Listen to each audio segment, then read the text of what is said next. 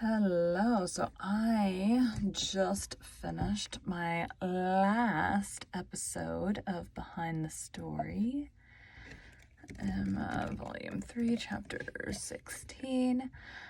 I love what I do, but that particular podcast is not really gaining traction. And so at 24 episodes, I started at the beginning of the year. And it just doesn't seem to be, it just doesn't do as well as the others. And I want to put my focus into doing, making my other two podcasts a lot better. So, we're going to do a chapter of Emma. We've got 45 minutes till I gotta work. Welcome to Bite at a Time Books, where we read you your favorite classics one bite at a time. My name is Bree Carlisle, and I love to read and wanted to share my passion with listeners like you.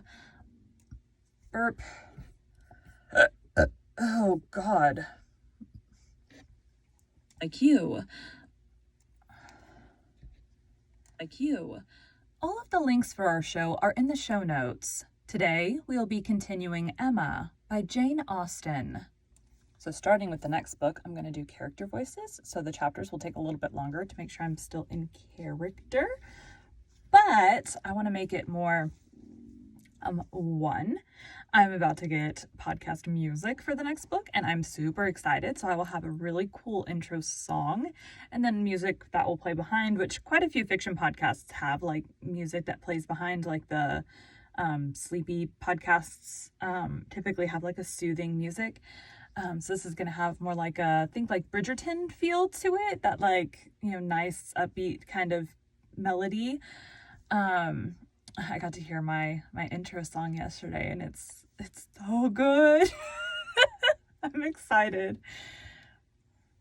So this is a custom song that I hired someone to make for me. So if you are a podcaster and interested, hit me up, because my guy is using this one to help him get more stuff. I kind of, he's someone that I know, and I asked him to do a song for my other podcast, knowing that he does music, and he'd never done it before, but he did a really good job on my last one. And so I decided to have him do my last one. I just had him do intro and outro, and it's the same like backtrack music. So I just did one song and then I just use it in both places. This one I had him do 3 sets. So I have the intro, which is a song, and the lyrics are amazing. And then he did he's working on the other 2 now. So there'll be the like one that flows throughout, and then one for at the end. So anyway, it's so good. I'm so excited. Austen. Chapter 16. It was a very great relief to Emma to find Harriet as desirous as herself to avoid a meeting. Their intercourse was painful enough by letter. How much worse had they been obliged to meet? Harriet expressed herself very much as might be supposed, without reproaches or apparent sense of ill usage, and yet Emma fancied there was a something of resentment, a something bordering on it in her style, which increased the desirableness of their being separate. It might be her only consciousness, but it seemed it might be only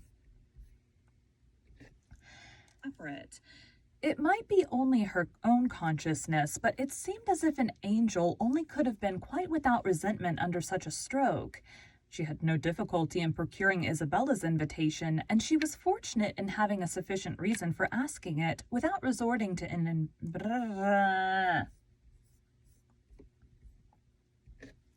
stroke. She had no difficulty in procuring Isabella's invitation, and she was fortunate in having a sufficient reason for asking it without resorting to invention. There was a tooth amiss. Harriet really wished, and had wished some time, to consult a dentist. Oh my God. Tooth amiss. Harriet really wished, and had wished some time, to consult a dentist.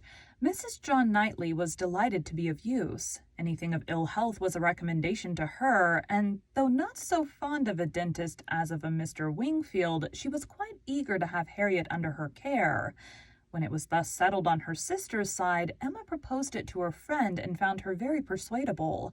Harriet was to go. She was invited for at least a fortnight. She was to be conveyed in Mr. Woodhouse's carriage. It was all arranged. It was all completed, and Harriet was safe in Brunswick Square. Now Emma could indeed enjoy Mr. Knightley's visits. Now she could talk, and she could listen with true happiness, unchecked by that sense of injustice, of guilt, of something most painful which had haunted her when remembering how disappointed a heart was near her. How much might at that moment and at a little distance be enduring by the feelings of which she had led astray herself. The difference of Harriet at Mrs. Goddard's or in London made perhaps an unreasonable difference in Emma's sensations, but she could not think of her in London without objects of curiosity and employment, which must be averting the past and carrying her out of herself. She would not occupy any other anxiety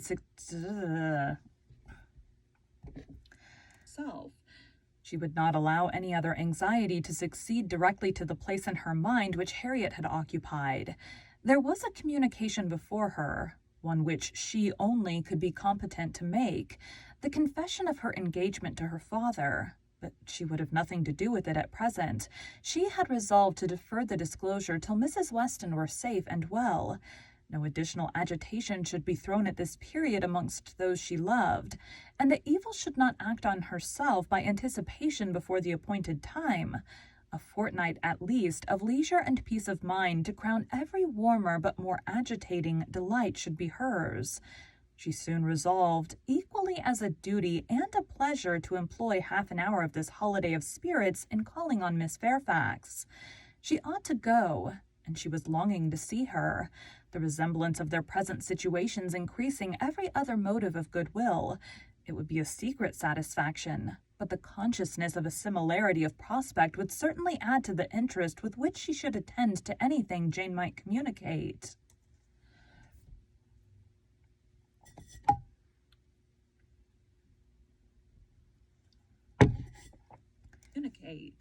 She went. She had driven once unsuccessfully to the door, but had not been into the house since the morning after Box Hill, when poor Jane had been in such distress as had filled her with compassion through all the worst of her sufferings had been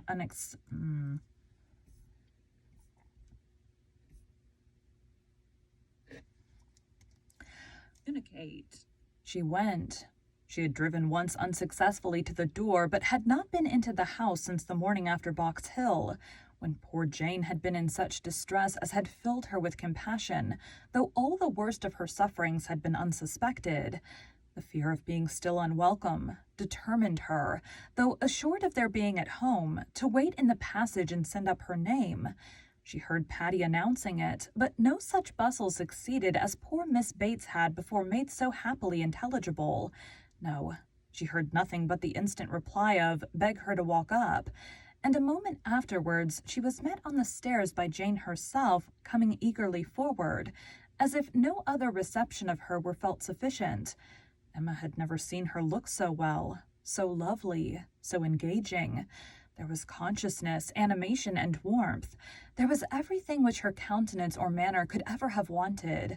She came forward with an offered hand, and said in a low but very feeling tone, "This is most kind indeed, Miss Woodhouse. It is impossible for me to express. I hope you will believe. Excuse me for being so entirely without words." Emma was gratified, and would soon have shown no want of words if the sound of Mrs. Elton's voice from the sitting-room had not checked her, and made it expedient to compress all her friendly and all her congratulatory sensations into a very, very earnest shake of the hand.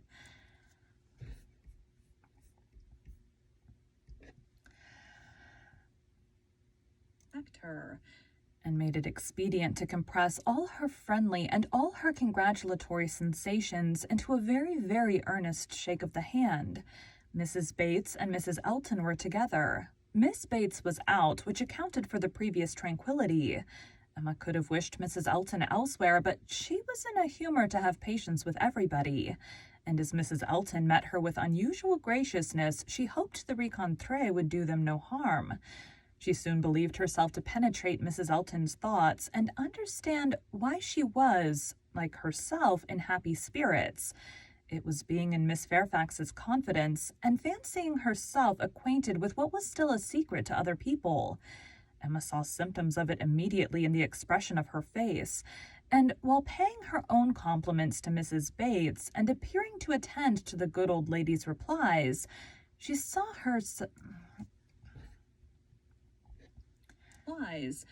She saw her with a sort of anxious parade of mystery fold up a letter which she had apparently been reading aloud to Miss Fairfax, and return it into the purple and gold reticule by her side, saying with significant nods, "We can finish this some other time, you know. You and I shall not want opportunities. And in fact, you have heard all the essential already. I only want to prove to you that Mrs. S. admits our apology and is not offended. You see how delightfully she writes. Oh, she is a sweet creature. You would have doted on her had you gone. But not a word more. Let us be discreet, quiet on our good behavior. Hush, you remember those lines. I forget the poem at this moment. For when a lady's in the case, you know all other things give place. Now, I say, my dear, in our case, for lady, read, Mum, I word to the wise. I am in a fine flow of spirits, ain't I? But I want to set your heart at ease as to Mrs. S. My representation, you see, has quite appeased her."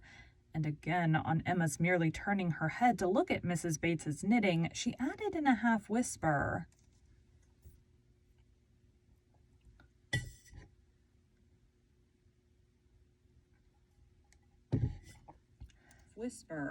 "I mentioned no names, you will observe. Oh no, cautious as a minister of state, I managed it extremely well." Emma could not doubt. It was a palpable display, repeated on every possible occasion. When they had all talked a little while in harmony of the weather, and Mrs. Weston, she found herself abruptly addressed with, "Do you not think, Miss Woodhouse, our saucy little friend here is charmingly recovered? Do not you think her cure does Perry the highest credit?" Here was a side glance of great meaning at Jane. "Upon my word, Perry has restored her in a wonderful short time. Oh, if you had seen her as I did when she was at the worst." Excuse me. The worst. And when Mrs. Bates was saying something to Emma, whispered further, "We do not say a word of any assistance that Perry might have. Not a word of a certain young physician from Windsor. Oh no, Perry shall have all the credit. I have scarce had the pleasure of seeing you, Miss Woodhouse," she shortly afterwards began, "since the party to Box Hill. Very pleasant party, but yet I think there was something wanting. Things do not seem, that is, there seemed a little cloud upon the spirits of some, so it appeared to me at least, but I might be mistaken. However, I think it answered so far as to tempt one to go again. What say you both to our collecting the same party and exploring to Box Hill again, while the fine weather lasts? It must be the same party, you know, quite the same party, not one exception." Soon after this, Miss Bates came in, and Emma could not help being diverted by the perplexity of her first answer to herself, resulting, she supposed, from doubt of what might be said and impatience to say everything. "Thank you, dear Miss Woodhouse, you are all kindness. It is impossible to say. Yes, indeed, I quite understand. Dearest Jane's prospects, that is, I do not mean, but she is charmingly recovered. How is Mr. Woodhouse? I am so glad, quite out of my power. Such a happy little circle as you find us here. Yes, indeed, charming young man. That is so friendly. I mean good Mr. Perry, such attention to Jane." And from her more than commonly thankful delight towards Mrs. Elton for being there, Emma guessed that there had been a little show of resentment towards Jane from the vicarage quarter, which was now graciously overcome. After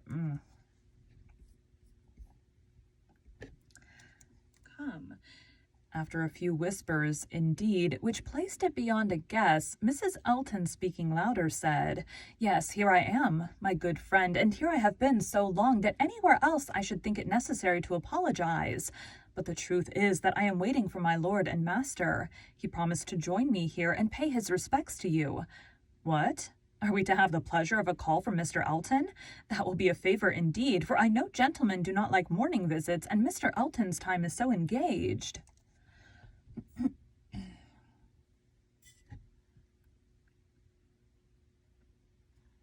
30 minutes to go. "Engaged? Upon my words it is, Miss Bates. He really is engaged from morning to night.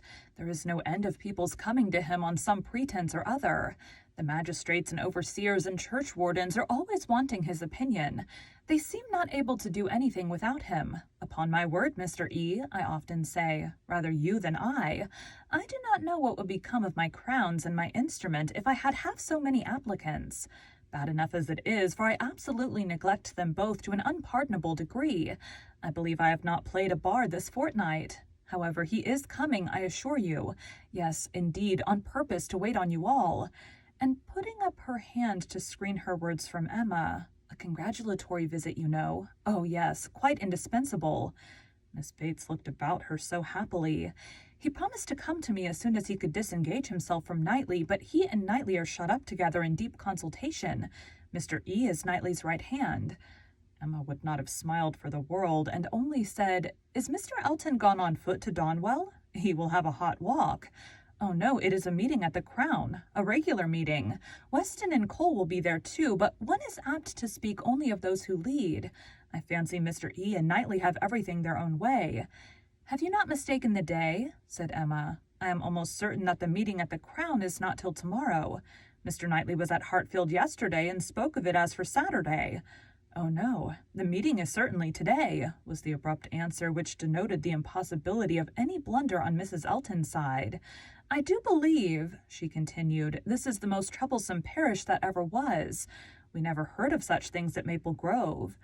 Your parish there was small, said Jane. Upon my word, my dear, I do not know, for I never heard the subject talked of. But it is proved by the smallness of the school, which I have heard you speak of as under the patronage of your sister and Mrs. Bragg, the only school, and not more than 25 children. Oh, you clever creature, that's very true. What a thinking brain you have. I say, Jane, what a perfect character you and I should make, if we could be shaken together. Swallow. In together. My liveliness and your solidity? In together. My liveliness and your solidity would produce perfection. Not that I presume to insinuate, however, that some people may not think you perfection already. But hush, not a word, if you please. It seemed an unnecessary caution. Jane was wanting to give her words, not to Mrs. Elton, but to Miss Woodhouse, as the latter plainly saw. The wish of distinguishing her, as far as civility permitted, was very evident, though it could not often proceed beyond a look. Mr. Elton made his appearance. His lady greeted him with some of her sparkling vivacity. Very pretty, sir, upon my word, to send me on here to be an encumbrance to my friends so long before you vouchsafed to come. But you knew what a dutiful creature you had to deal with. You knew I should not stir till my lord and master appeared. Here I have been sitting this hour giving these young ladies a sample of true conjugal obedience, for who can say, you know, how soon it may be wanted?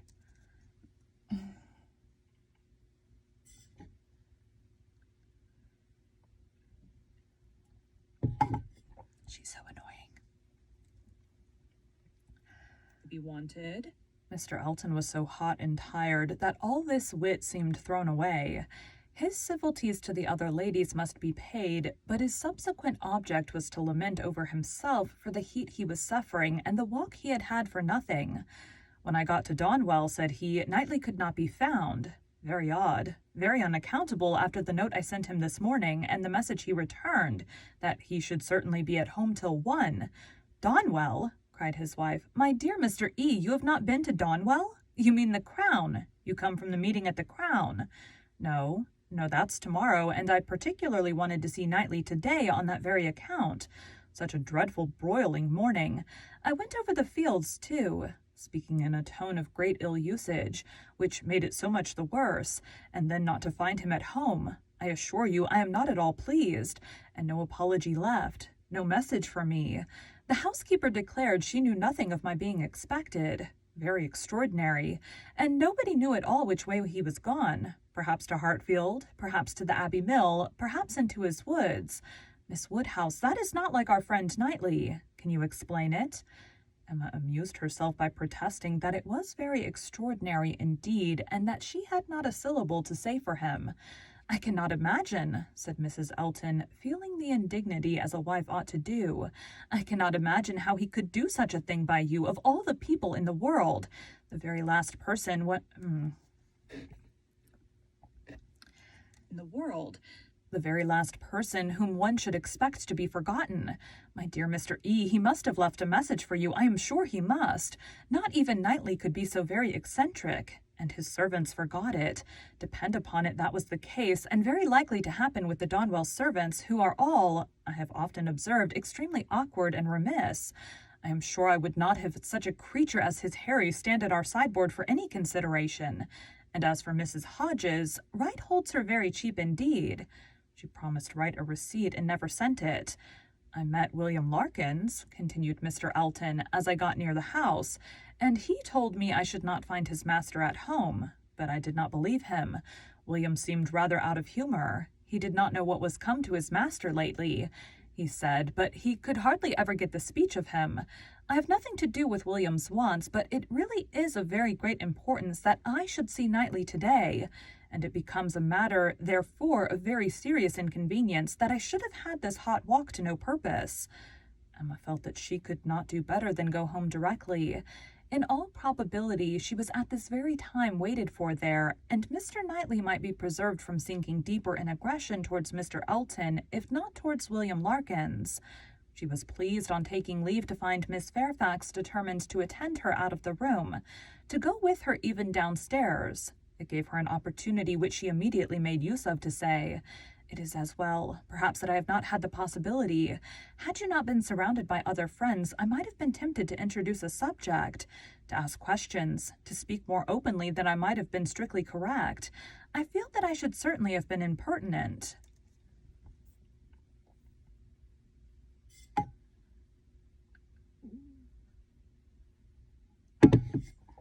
Impertinent? Oh, cried Jane with a blush and a hesitation which Emma thought infinitely more becoming to her than all the elegance of all her usual composure. There would have been no danger. The danger would have been of my wearying you. You could not have gratified me more than by expressing an interest. Indeed, Miss Woodhouse, speaking more collectedly, with the consciousness which I have of misconduct, very great misconduct, it is particularly consoling to me that to know conduct. It is particularly consoling to me to know that those of my friends whose good opinion is most worth preserving are not disgusted to such a degree as to... I have not had time for half that I could wish to say. I long to make apologies, excuses, to urge something for myself. I feel it so very due, but unfortunately, in short, if your compassion does not stand, my friend... Oh, you are too scrupulous, indeed you are, cried Emma warmly, and taking her hand. You owe me no apologies, and everybody to whom you might be supposed to owe them is so perfectly satisfied, so delighted even. You are very kind, but I know what my manners were to you, so cold and artificial. I had always a part to act. It was a life of deceit. I know that I must have disgusted you. Pray, say no more. I feel that all the apologies should be on my side. Let us forgive each other at once. We must do whatever is to be done quickest, and I think our feelings will lose no time there. I hope you have pleasant accounts from Windsor? Very. And the next news, I suppose, will be that we are to lose you, just as I begin to know you. Oh, as to all that, of course nothing can be thought of yet. I am here till claimed by Colonel and Mrs. Campbell. Nothing can be actually settled yet, perhaps, replied Emma, smiling.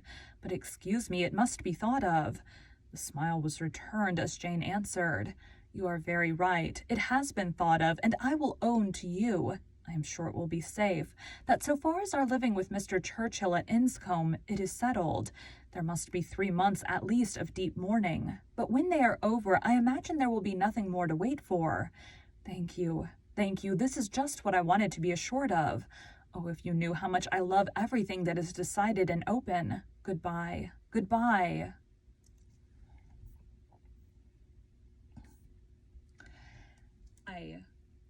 Thank you for joining Bite at a Time Books today. Oh, hold on. I need to see something. I did not mean to go to the beginning of that. This chapter would have aired after the behind the story.